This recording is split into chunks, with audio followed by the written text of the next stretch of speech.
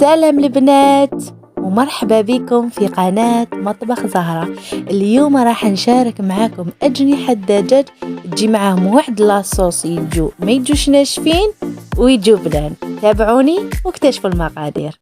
باش نحضروا الوصفة تاعنا نحتاج إلى أجنحة دجاج كنت غسلتهم طبعا، هنا إلى نصف حبة ليمونة، عصير ليمون، ملعقة صغيرة عسيلة أو عسل، وبطيوت ناتور. التوابل نحتاجو زنجبيل، فلفل عكري حلو، ملح، فلفل عكري حار، توابل دجاج، طماطيش مصبرة، خردل، ثوم مرحي وكركم.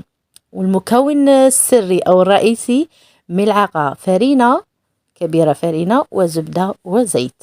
هنا كيما راكم تلاحظوا حطيتهم في المول تاعي وخلط كامل المكونات مع بعض ومارينيتهم بيا.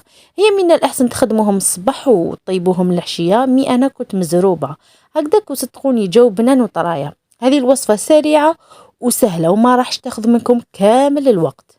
كما راكم تلاحظوا درت شوية زيت ودرت لهم مع تالي شوية ما باش تجينا هذيك لاصوص.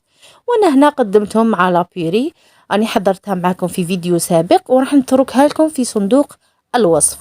وهنا بعد ما درتهم يطيبوا شوفوا كيفاش خرجوا، صدقوني جو بنان وفيهم لاصوص مشمخين مشي يابسين، جو ولا أروع. نتمنى تجربوا الوصفة وتخلوا لي جيم وتعليق، ونتلاقاو في فيديو قادم. إلى اللقاء.